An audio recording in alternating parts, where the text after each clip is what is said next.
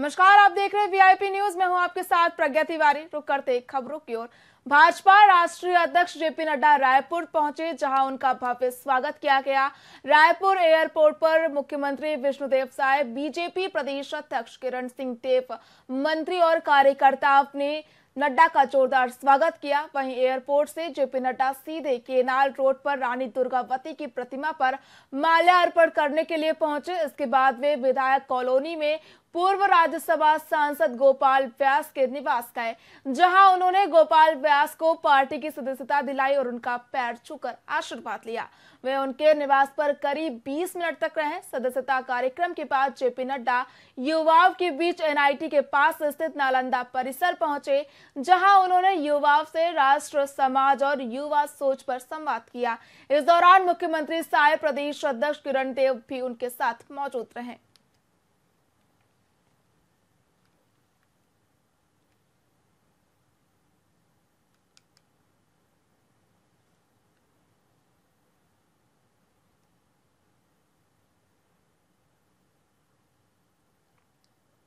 राष्ट्रीय नड्डा ने माल्यार्पण किया है और लगातार कार्यक्रम में देखने को मिला सदस्यता अभियान में शामिल। भारतीय जनता पार्टी लगातार सदस्यता अभियान के तहत में अलग अलग कार्यक्रम कर रही है और हमारे देश के उन महापुरुषों ने जिन्होंने अपना सब कुछ इस देश के लिए न्यौछावर किया, हम सबके ध्यान में है कि महारानी दुर्गावती, जिन्होंने मुगलों से लोहा लिया और जिस तरीके से महिला होकर उन्होंने बहुत ही सशक्त उदाहरण पूरे विश्व के लिए प्रस्तुत किया, तो आज की हमारी माताओं बहनों के लिए, हम सब के लिए एक प्रेरणा के स्रोत हैं। और आज उसी के फल हमारे देश के स्वास्थ्य मंत्री और भारतीय जनता पार्टी के राष्ट्रीय अध्यक्ष माननीय जगत प्रकाश नड्डा जी यहाँ पर माल्यार्पण करने आए। फिर कोई किसी के ऊपर शक है तो पुलिस तो अपना काम करेगी, कानून से बड़ा कोई नहीं हो सकता। यदि मुझ पर भी यदि कोई ऐसा मामला आता है तो कानून सब सर्वोपरि है। हाल ही में देवभोग वेयर हाउस से राशन लेकर आया एक ट्रक गांव के पास बंद पड़ गया, जिसके बाद गांव के मधु नागेश के ट्रैक्टर को टोचन के लिए बुलाया गया। जब चालक जितेंद्र नागेश ने ट्रक को स्टार्ट किया तो ट्रक अचानक पीछे की ओर आ गया, जिससे चालक पूरी तरह घायल हो गया। बता दें कि घटना को लेकर ग्रामीणों में आक्रोश है। वे पीड़ित परिवार का समर्थन कर रहे हैं। वहीं मामले को लेकर एसडीएम पंकज डहरे और एसडीओपी के नेतृत्व में प्रशासनिक अमला गांव पहुंचे, जहां प्रशासन ने पहली बार पीड़ित परिवार और सामाजिक प्रतिनिधियों के साथ बातचीत की। पर पीड़ित पक्ष ने इलाज के खर्च को प्रशासन की ओर से वहन करने की मांग की। वहीं प्रशासन की सक्रियता से पीड़ित परिवार को राहत मिलने की उम्मीद जगी है।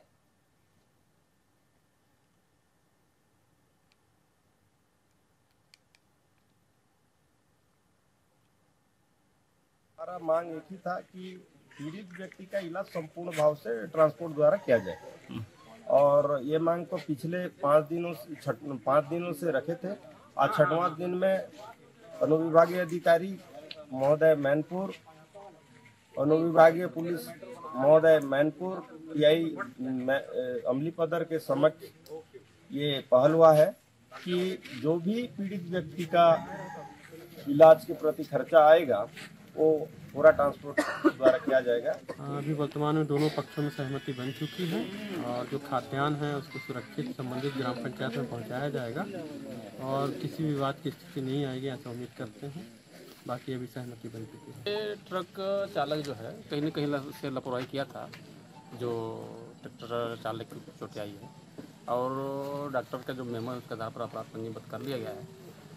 और आगे की प्रक्रिया जैसे इलाज रायपुर में चल रहा है तो मेडिकल कटाएगी और उसके मेडिकल रिपोर्ट के अनुरूप और वैधानिक कार्रवाई की जाएगी। वाहन जब्त किया जाएगा? हाँ, वाहन जब्त की जाएगी। राशन खाली कराएगा? हाँ, गाड़ी राशन संबंधित ग्राम पंचायत को उपलब्ध करा दिया जाएगा ताकि राशन बढ़ सके ग्राम पंचायत में। पखांजूर में भाजपा युवा मोर्चा के कार्यकर्ताओं ने अखिल भारतीय राष्ट्रीय कांग्रेस पार्टी के सचिव राजेश तिवारी का पुतला दहन किया। बता दें कि कांग्रेस कार्यकर्ता सम्मेलन के बाद इस प्रदर्शन का आयोजन किया गया, जिसमें तिवारी के एक विवादित बयान को लेकर भाजपा कार्यकर्ता भड़क गए। राजेश तिवारी ने भाजपा नेता असीम राय के हत्याकांड में शामिल पखांजूर के पूर्व नगर पंचायत अध्यक्ष बप्पा गंगोली के पक्ष में बयान देते हुए उन्हें निर्दोष बताया। उन्होंने भाजपा सरकार पर आरोप लगाया है कि गंगोली को झूठे साजिश में फंसाया गया है, जिसके बाद भाजपा कार्यकर्ताओं ने इस बयान के खिलाफ जोरदार नारेबाजी की और तिवारी के खिलाफ अपनी नाराजगी व्यक्त की।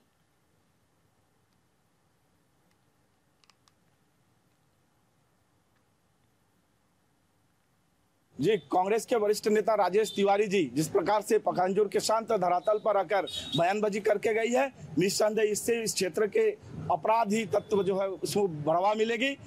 आपको ज्ञात होगा पिछले दिनों हमारे नेता असीम राय की हत्या हुई थी, जिसमें बंद अपराधियों को संरक्षण देने के काम उनका इस बयान से हुई है और जिसका हम निंदा करते हैं और उनसे ये मांग करते हैं कि आप इस प्रकार के बयानबाजी बंद करें। देखिए, कल राजेश तिवारी पखांजूर में आए थे, उनका दौरा था और उन्होंने कल एक भाषण दिया था जिसमें अपराधियों का संरक्षण देने की बात कही है।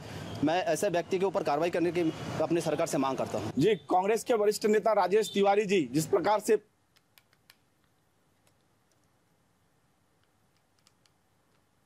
महासमुंद के खैर जीटी स्थित करनी कृपा पावर प्लांट में हाल ही में हुई दुर्घटना में 3 मजदूर गंभीर रूप से घायल हो गए। वहीं घटना की जानकारी जिला प्रशासन और पुलिस को नहीं दी गई थी, जिसके बाद कलेक्टर विनय लंगे ने प्रबंधन को कारण बताओ नोटिस जारी करते हुए 3 दिन के भीतर स्पष्टीकरण पेश करने को कहा है। साथ ही जांच के लिए अनुविभागीय अधिकारी, महाप्रबंधक, जिला व्यापार और उद्योग केंद्र के साथ ही श्रम पदाधिकारी की टीम गठित की गई, जिसके बाद प्रशासन का यह कदम भविष्य में ऐसे हादसों को रोकने की दिशा में अहम माना जा रहा है।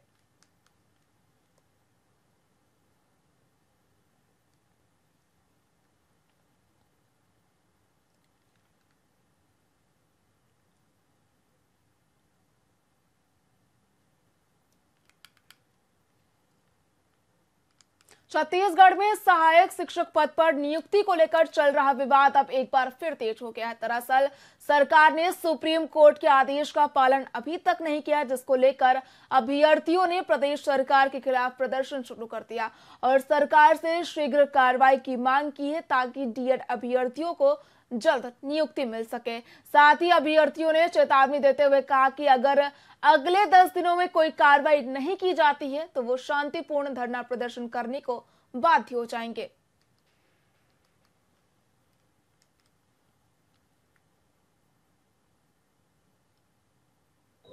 अपना परिचय बताइए। मेरा नाम शिखा है। मैं कोरबा से आज यहाँ रायगढ़ न्याय रैली में शामिल होने आई हूँ और यहाँ मैं कोरबा से ही नहीं, यहाँ प्रदेश के हमारे जगह जगह से लोग आए हैं अपने लिए न्याय की मांग करने के लिए। हम यहाँ रायगढ़ में कलेक्टर जी को ज्ञापन दिए हैं कि वो हमारी बात माननीय मुख्यमंत्री तक पहुँचाए और हमें जल्दी से जल्दी नियुक्ति और न्याय दिलाने की बात करें। क्या मांग है? सर, हमारी मांग है कि हाई कोर्ट और सुप्रीम कोर्ट ने जो ऑर्डर दिया है उसका हमारा शासन से इतना ही कहना है कि उस ऑर्डर को हमारी शासन फॉलो करे। संविधान ने सभी को एक बराबर हक अधिकार दिए हैं। आज दिनांक 25/9/2024 को डीएड जो डिप्लोमा है उसके धारक कुछ कर्मचारीगण मेरे पास ज्ञापन देने के लिए उपस्थित हुए। ज्ञापन में उनका विषय था कि माननीय न्यायालय के किसी एक निर्णय का संदर्भ उन्होंने दिया हुआ है कि उस निर्णय के तारतम्य में आवश्यक कार्रवाइयाँ जो हैं शासन स्तर से वो उसकी मांग कर रहे हैं उसे किए जाने का। साथ में एक निर्वाचन आयोग के लिए भी उन्होंने पत्र प्रेषित किया है कि निर्वाचन ड्यूटी से हमें मुक्त रखा जाए, इस बाबत उनके द्वारा एक ज्ञापन प्रस्तुत किया गया है। दोनों ज्ञापनों को मेरे द्वारा प्राप्त किया गया है और प्राप्त करने के उपरांत में वरिष्ठ अधिकारियों के संज्ञान में लाकर, चूँकि शासन स्तर के विषय हैं वो दोनों, तो हम लोगों से शासन स्तर पर आवश्यक। बस्तर से आए माओवादियों की समस्याओं से परेशान ग्रामीण आज राज्य के डिप्टी सीएम विजय शर्मा से मिले। इस मुलाकात का उद्देश्य बस्तर में चल रहे नक्सली गतिविधियों और उनकी समस्याओं को उजागर करना था। मामले की जानकारी देते हुए डिप्टी सीएम विजय शर्मा ने कहा कि जिस तरह से ये लोग भारत के राष्ट्रपति और गृह मंत्री से मिलने पहुंचे थे, उसके बाद मैंने प्रेस वार्ता कर पत्रकारों के बीच उनकी समस्याओं को रखा। साथ ही उन्होंने ये भी बताया कि बस्तर के गांवों में नक्सली ने आईडी ब्लास्ट के जरिए आतंक फैला रखा है, जिससे ग्रामीणों का जीवन दहशत में गुजर रहा है। डिप्टी सीएम ने आश्वासन दिया है कि सरकार इस मुद्दे को गंभीरता से लेगी। इनके विषय पर कोई चर्चा क्यों नहीं करता है? बस्तर के दर्द को क्यों नहीं समझा जाता है? बस्तर के लोगों के इस परेशानी पर कब चर्चा होगी? और उन लोगों को इस बात का ताकीद होना चाहिए, इस बात का एहसास होना चाहिए कि अगर सरकार, माननीय विष्णुदेव साई जी की सरकार, माननीय अमित शाह जी के संकल्प से बस्तर से और पूरे छत्तीसगढ़ से, पूरे भारत से नक्सलवाद को समाप्त करने के लिए आगे बढ़ रहे हैं, तो उसमें जबरदस्ती का प्रोपेगेंडा खड़ा करके सुरक्षा बलों के मनोबल को तोड़ने का काम नहीं करना चाहिए। सरकार रही है और सरकार ने कोई नियुक्ति, जिस नियुक्ति को लेकर के एसआई वगैरह को लेकर के आगे बढ़ेंगे, उस पर भी बड़ी गड़बड़ियां और निर्णय ही न करा सकी पुरानी सरकार। जाने उनके भाव में गलती थी, उनके अभियानों में गलती थी, क्या विषय था, लेकिन अब जा करके माननीय विष्णुदेव साई जी की सरकार में सारे विषयों को एक साथ किया जा रहा है। नई नियुक्तियां भी की जा रही है, उसमें नया बल भी मिलेगा पुलिस को। उसके बाद मैं सोचता हूँ कि ये आपका एक अपडेट भी इनके विषय। सक्ती में पेट्रोल पंप संचालकों की मनमानी की शिकायतें लगातार सामने आने के बाद बिलासपुर कमिश्नर ने पेट्रोल पंप का निरीक्षण किया और कर्मचारियों को स्थिति सुधारने के निर्देश दिए। बता दें कि पेट्रोल पंप में लोगों की सुविधा के लिए बनाए गए शौचालय और पीने का पानी का बुरा हाल है, चारों ओर गंदगी फैली हुई है। पेट्रोल पंप में लगे फ्री एयर मशीन भी महीनों से बंद पड़े हुए हैं, जिस कारण लोगों को काफी दिक्कतों का सामना करना पड़ रहा है।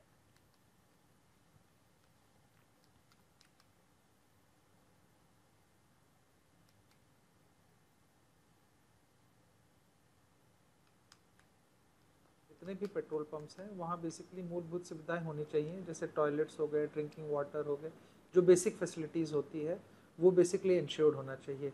इसमें कमिश्नर साहब की मंशा ये है कि आप जब कभी भी ट्रैवल करते हैं आपको बेसिकली जो स्टॉपेज पॉइंट होता है वो नॉर्मल कोर्स में एक पेट्रोल पंप होता है। पेट्रोल पंप जो है वो बेसिकली आपको स्वच्छ पेयजल उपलब्ध कराए, साथ में जो है आपको बेसिकली टॉयलेट की फैसिलिटीज़ दे। कारण क्या है, आपके साथ में फीमेल कोई अगर ट्रैवल करता है, बच्चा ट्रैवल करता है, तो बेसिकली उनके लिए बाहर में शौच ना करके एक टॉयलेट में शौच करना ज़्यादा आसानदायक रहता है। इसी सुविधा को इंश्योर करने के लिए कमिश्नर साहब ने एक नई पहल की है, जिसके द्वारा उन्होंने जितने भी कलेक्टर्स थे उनको सभी को निर्देशित किया है संभाग में कि वो जो है इंश्योर करे कि जितने भी टॉयलेट्स हैं उनको बेसिकली क्या बोलते हैं स्टैंडर्ड्स में मेंटेन करके रखा जाए, स्वच्छता के साथ रखा जाए और ये सारी फैसिलिटीज़ अवेलेबल रहे सारे लोगों को। दुर्ग लोकसभा सांसद विजय बघेल ने अमलेश्वर नगर पालिका में करोड़ों रुपए की लागत से 30 विकास कार्यों का भूमि पूजन किया। बता दें कि इसमें मुक्तिधाम, बजरंगपारा तालाब और बस स्टैंड के पास के कार्य शामिल हैं। वहीं सांसद बघेल ने कहा कि भाजपा सरकार विकास की दिशा में आगे बढ़ रही है। उन्होंने कांग्रेस पर आरोप लगाया कि पिछले 5 सालों में भाजपा पार्षद वाले वार्डों को विकास में अनदेखा किया गया है। साथ ही उन्होंने वार्ड वासियों से हर चुनाव में भाजपा को समर्थन देने की अपील की और आश्वासन दिया है कि पूर्ववर्ती सरकार के अधूरे कार्य जल्द पूरे किए जाएंगे।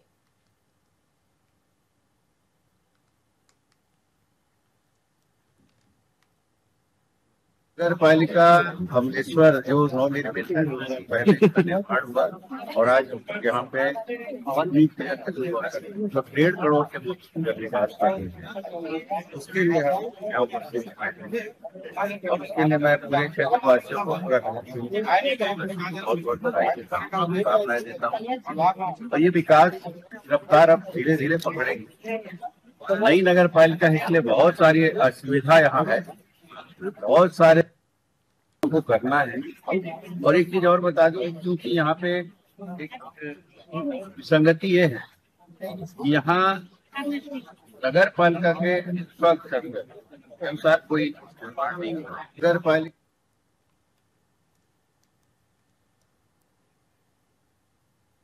छत्तीसगढ़ की राजधानी में भारतीय सेना की ओर से 5 और 6 अक्टूबर को नो योर आर्मी मेला आयोजित किया जाएगा, जिसे लेकर कलेक्टर डॉक्टर गौरव सिंह ने साइंस कॉलेज मैदान का मुआयना किया और तैयारियों पर चर्चा की। इस मौके पर उन्होंने लोक निर्माण विभाग से सभी तैयारियां समय पर पूरी करने और नगर निगम से साफ सफाई का ध्यान रखने की बात कही। बता दें कि ये मेला स्कूल और कॉलेज के विद्यार्थियों को सेना के बारे में जानने का अवसर देगा।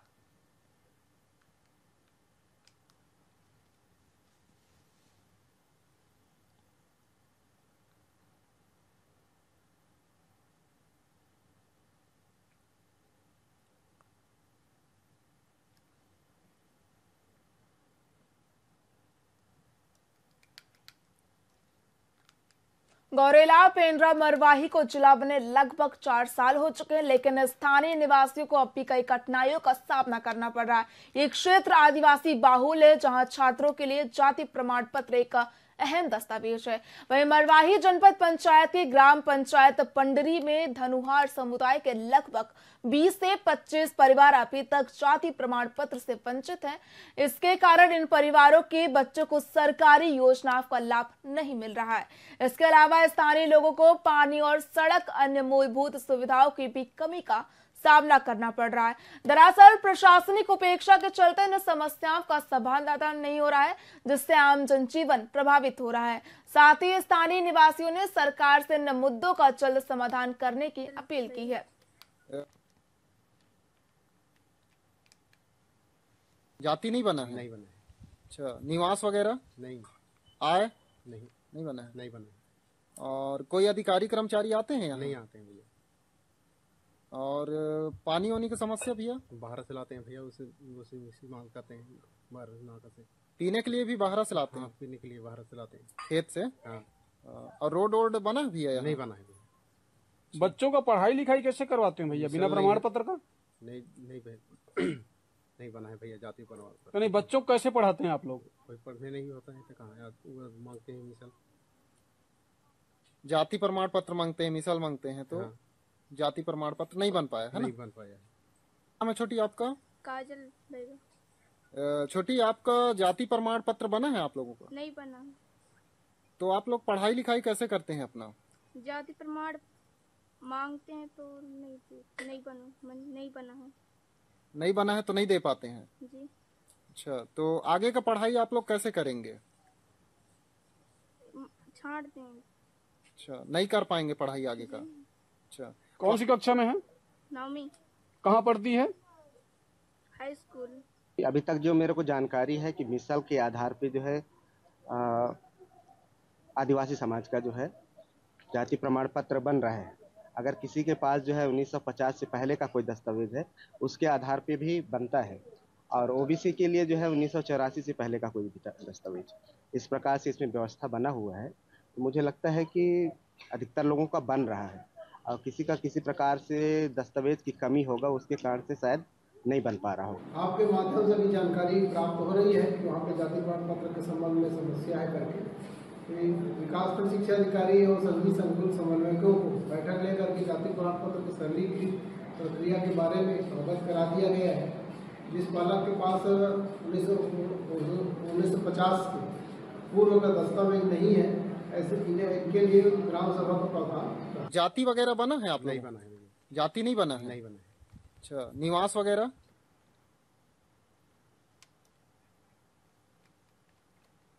फिलहाल खबरों में इतना ही। देखते रहिए VIP न्यूज। नमस्कार।